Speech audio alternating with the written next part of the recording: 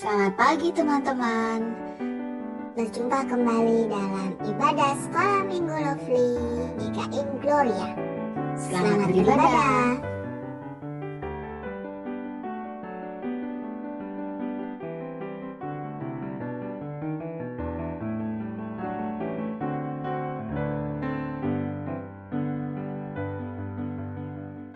Halo, selamat pagi adik-adik. Senang sekali loh dapat menjumpai kalian yang ada di rumah.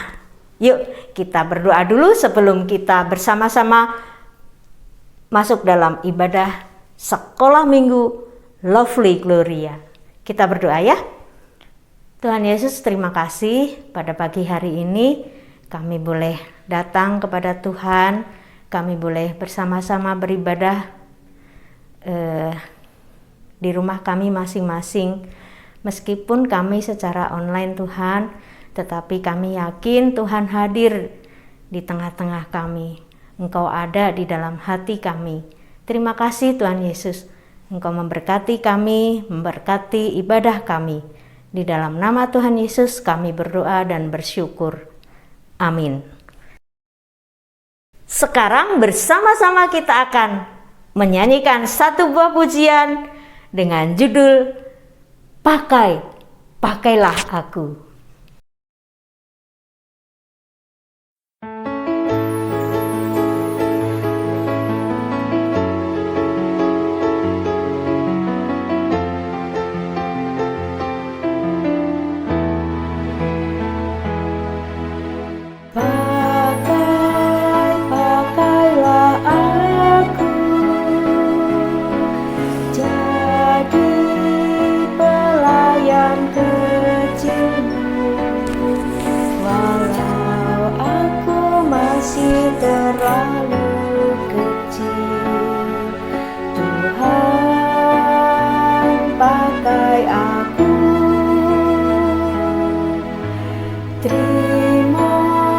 Terimalah aku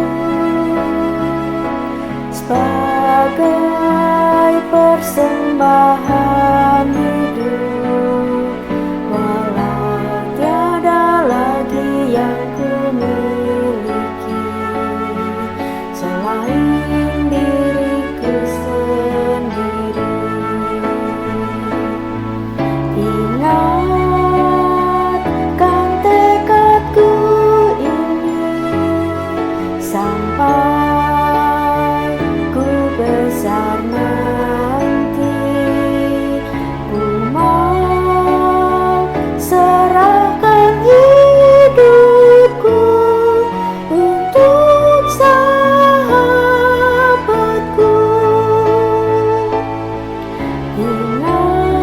Ingatkan tekadku ini sampai ku besar nanti.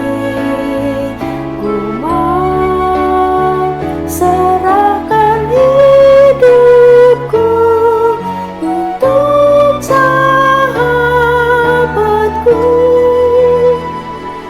Yesus,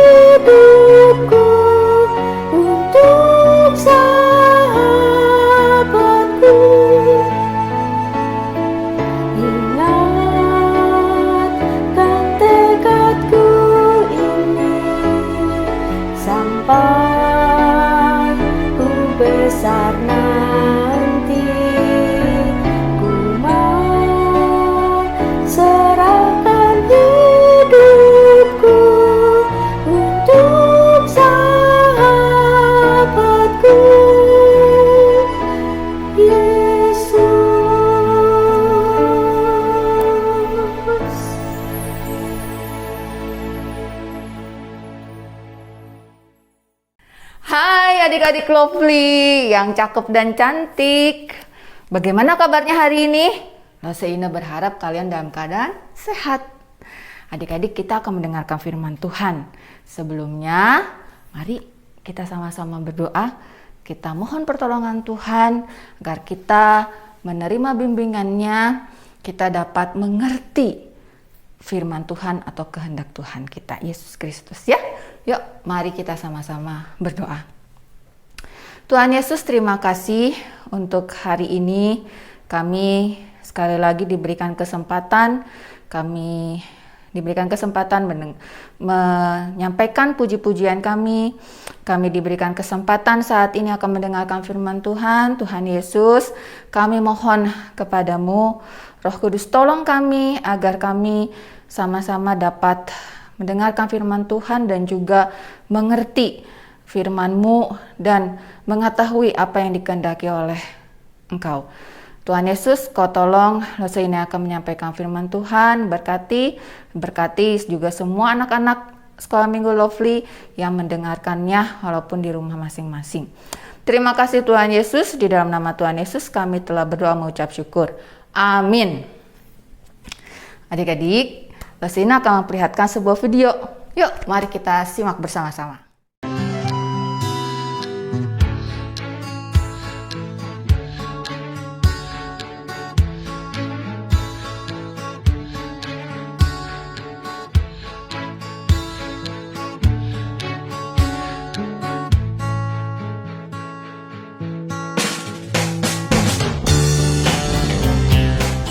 Love and hate each other, but no matter what, they're not going to let anyone hurt their brother or sister.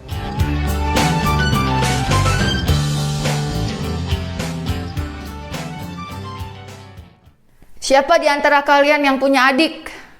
Wah, ada beberapa ya yang mengangkat tangannya. Nah, di video tadi yang kita lihat bersama-sama, ada 3 kejadian. Yang pertama, ada seorang kakak yang membantu adiknya untuk mengusir seekor ayam. Yang kedua, ada seorang kakak yang dengan berani dia melompat ke kolam renang menyelamatkan adiknya yang tenggelam. Yang ketiga, ada seorang kakak yang menggendong adiknya dan menenangkan adiknya. Nah, mereka semua keren-keren ya adik-adik ya. Kok keren loh, Iya, keren dong. Mereka sebagai seorang kakak yang cepat tanggap menolong adik-adik mereka. Nah, kalian bisa melakukan hal itu? Bisa juga.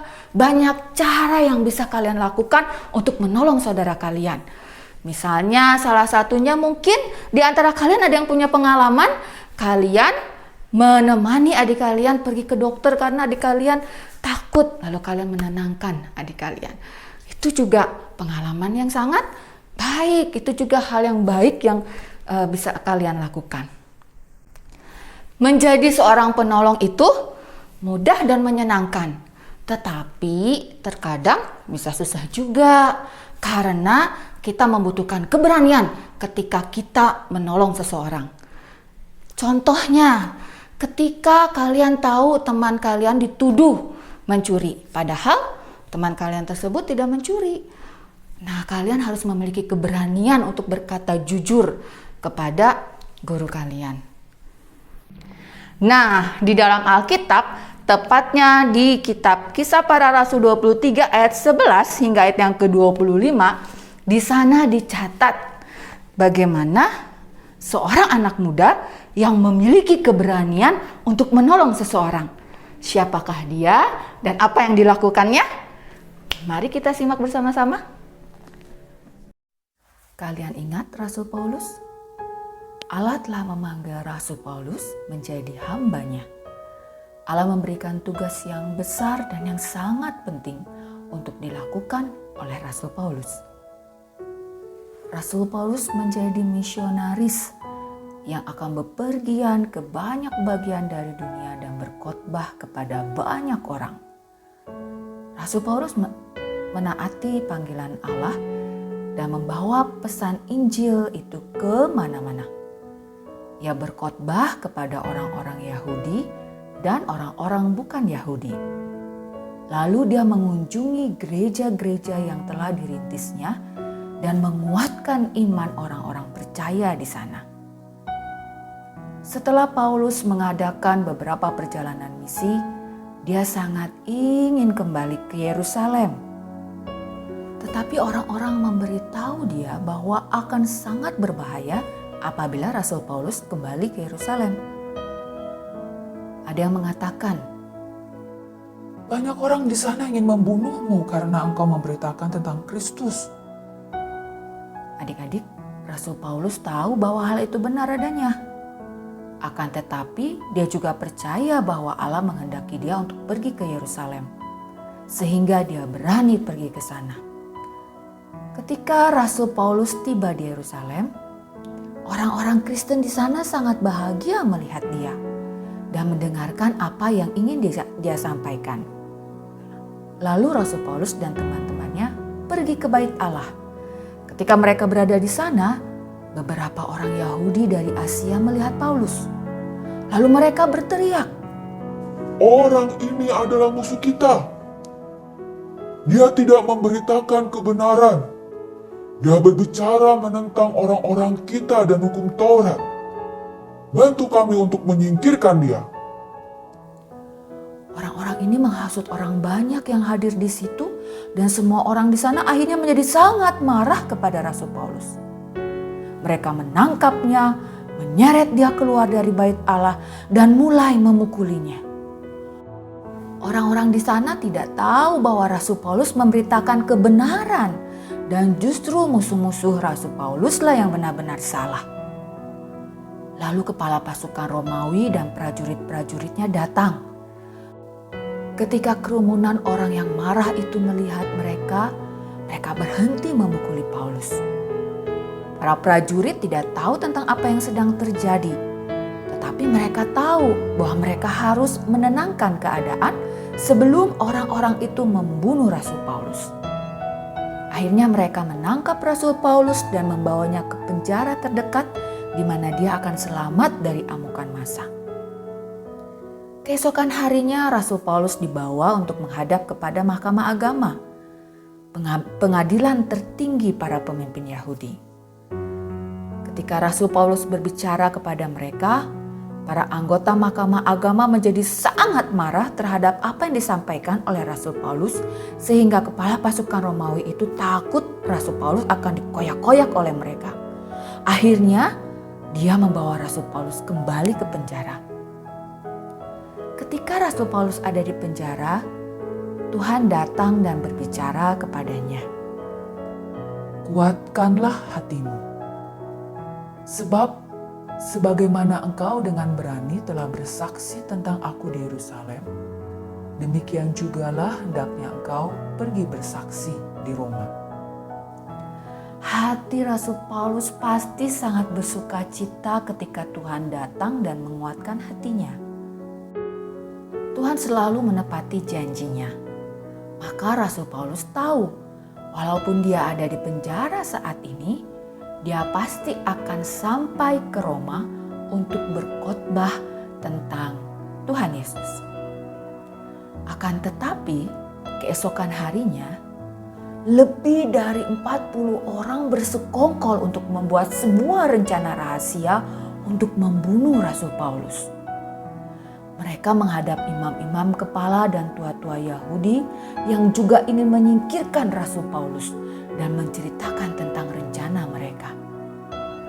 Tetapi kemenakan atau keponakan Rasul Paulus mendengar tentang rencana untuk membunuh Rasul Paulus itu. Maka dia berlari menuju markas orang Romawi untuk memberitahu pamannya apa yang telah didengarnya. Kemudian Rasul Paulus memanggil salah satu penjaga dan berkata, Bawa anak muda ini kepada kepala pasukan. Ia memiliki keterangan yang sangat penting. Kepala pasukan tersebut mendengarkan keponakan Rasul Paulus menceritakan tentang persekongkolan untuk membunuh Rasul Paulus. Kemudian kepala pasukan itu berkata, Jangan beritahu siapa-siapa bahwa kamu telah memberitahuku tentang rencana ini. dan kepala perwira itu menyuruh kemenakan atau keponakan Rasul Paulus Paulus yang berani dan sangat membantu ini untuk segera pulang. Sementara itu, kepala pasukan membuat rencana rahasianya sendiri. Ia memutuskan untuk membawa pergi Rasul Paulus dengan aman pada waktu malam. Ia mengirim Rasul Paulus bersama dengan 470 prajurit untuk melindunginya. Mereka membawa Rasul Paulus dengan aman ke kota lain, kepada wali negeri Felix, supaya dia bisa mendengarkan kasus Rasul Paulus. Pada hari berikutnya, orang-orang yang ingin membunuh Rasul Paulus tidak bisa menemukan Rasul Paulus, karena ia sudah tidak ada lagi di Yerusalem. Adik-adik, ingatlah, rencana Allah untuk hambanya adalah supaya Rasul Paulus bisa memberitakan tentang Tuhan Yesus kepada pemimpin-pemimpin di zamannya. Rasul Paulus harus membawa pesan Injil di sepanjang perjalanan ke Roma. Dan karena Allah setia dan selalu menepati janji-janjinya, dia pasti akan membawa Rasul Paulus dengan selamat ke sana. Adik-adik, Allah telah memakai keponakan atau kemenakannya Paulus. Anak muda ini memang namanya tidak catat, tetapi keberaniannya tercatat dalam firman Tuhan. Dia dipakai oleh Allah untuk melindungi Paulus dari musuh-musuhnya.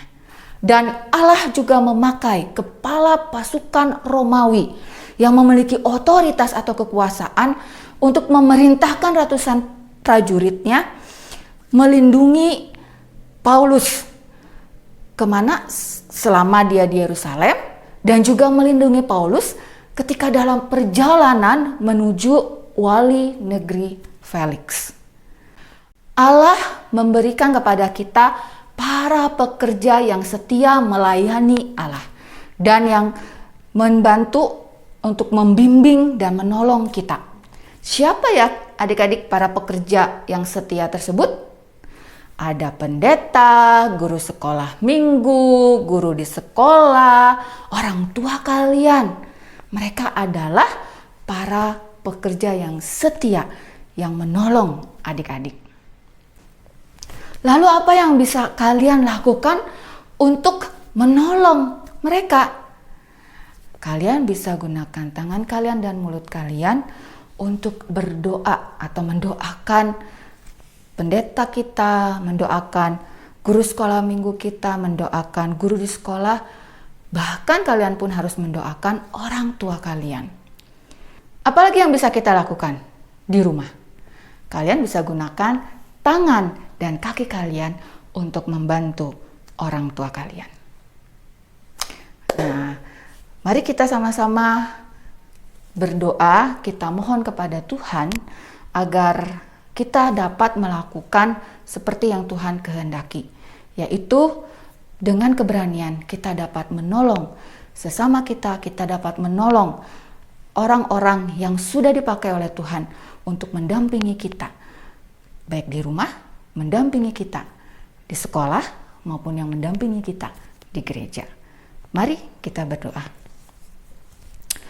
Tuhan Yesus, terima kasih untuk firman Tuhan yang mengingatkan kami, Tuhan, bagaimana Tuhan sudah memberikan kepada kami, memakai orang-orang yang ada di sekeliling kami untuk mendampingi kami. Terima kasih untuk orang tua yang sudah Tuhan berikan bagi kami. Terima kasih untuk para hamba Tuhan, pendeta yang sudah Tuhan berikan di gereja kami. Terima kasih untuk guru-guru sekolah minggu yang sudah Tuhan berikan kepada kami di sekolah minggu Lovely. Terima kasih untuk guru-guru sekolah yang sudah Tuhan berikan bagi setiap diri kami. Tuhan Yesus, kami bersyukur untuk mereka semua. Kami bersyukur karena Engkau mengasihi dan menyayangi kami, sehingga memakai mereka semua untuk dapat membimbing kami, mendampingi kami, menolong kami. Dan kami Tuhan, kami ingin juga menjadi penolong bagi mereka semua. Kami ingin mendoakan mereka semua. Tolong mereka agar mereka semua, baik orang tua kami, para hamba Tuhan, pendeta, dan juga guru sekolah minggu serta guru di sekolah. Mereka semua diberikan kesehatan, diberikan kekuatan ketika menjalani aktivitas. Kami berdoa juga setiap orang tua kami, mereka terus diberikan hikmat ketika mendampingi dan membimbing kami. Biar kami juga Tuhan menjadi anak-anak yang mau mendengarkan perintah Tuhan dan mau mendengarkan nasihat orang tua kami. Terima kasih Tuhan Yesus, kami menyerahkan setiap diri kami, juga adik-adik Lovely ke dalam tangan Tuhan. Tuhan sertai mereka di dalam kehidupan mereka. Di dalam nama Tuhan Yesus kami telah berdoa mengucap syukur. Amin. Oke adik-adik, mari kita bersama-sama melakukan firman Tuhan. Kita ketemu lagi minggu yang akan datang.